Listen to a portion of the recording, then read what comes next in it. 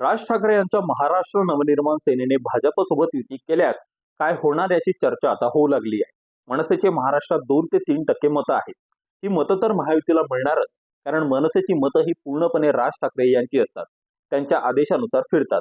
हा झाला मतांचा हिशोब, पण त्यापेक्षा मोठा फायदा म्हणजे महायुतीला ठाकरे ब्रँड मिळणार। राज ठाकरेंचा हिंदुत्ववादी चेहरा महत्वाचा आहे, त्यामुळे हिंदू मतं एकसंध होतील।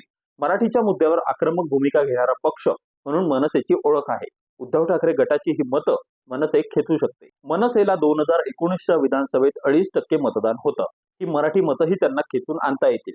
उद्धव यांच्याशी युती तुटली तरी खरी शिवसेना व अजून एक ठाकरे महायुतीत आहे हा संदेश मराठी माणसांवर ठसवणे सोपे जाईल। आता मनसेचा यातून काय फायदा होईल, तर मनसेला आमदार खासदार मिळतील। मनसेचा सध्या एकही खासदार नाही, आमदार फक्त एक आहे। भाजपच्या मदतीने त्यांचा एक खासदार व काही आमदार निवडून येतील। मुंबई मनपा निवडणुकीत गेल्या वेळी फक्त 7 नगरसेवक मनसेचे होते। ती संख्याही वाढून सत्तेचा लाभ पदाधिकाऱ्यांपर्यंत पोहोचवता येऊ शकेल। मुंबई बाहेर नाशिक, पुणे, मराठवाड्यात सुद्धा पक्षवाढीसाठी अनुकूल वातावरण निर्माण होईल।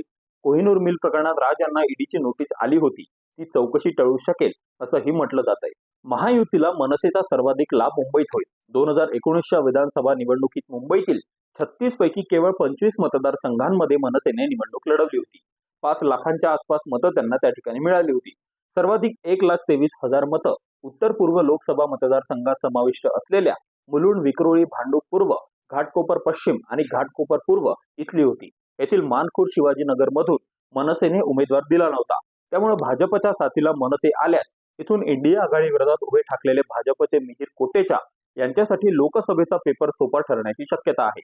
त्याखालोखाल अणुशक्ती नगर, चेंबूर, धारावी, सायन, कोलीवाडा, वडाळा, माहीम या उद्धव ठाकरे गटाचा गळ असलेल्या दक्षिण मध्य मुंबईतून मनसेला 26,498 मतं मिळाली होती। माहीम मध्ये तर तब्बल 42,690 मतं मनसेच्या संदीप देशपांडे यांनी घेतली होती। माहीम खालोखाल मागाठाणे येथून मनसेच्या नयन कदम यांनी 41,060 मतं घेतली होती। मागाठाण्याचा समावेश असलेल्या उत्तर मुंबईतून भाजपने पियुष गोयल यांना उमेदवारी दिली आहे। भाजपचा गळ असलेल्या या मतदारसंघात मनसेने 6 पैकी केवळ 3 विधानसभा जागा लढवून 68,244 मतं मिळवली होती। हे विशेष, ही जागा भाजपसाठी आणखी सोपी होईल। कोविड काळात मनसेने रस्त्यावर उतरून कामं केली आहे। उपनगरात आरोग्य, शिक्षण, वीज बिल, फेरीवाले यांच्या प्रश्नांवर मनसे गेली काही वर्ष सातत्याने रस्त्यावर उतरते आहे।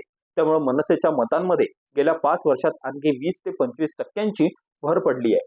पण मनसे बरोबर युतीचा सर्वात मोठा फायदा म्हणजे राज ठाकरे यांच्यासारखा गर्दी खेचू शकणारा नेता महायुतीला मिळेल। अरेला कार्य करण्यात राज ठाकरे यांचा हात कोणीच धरू शकत नाही।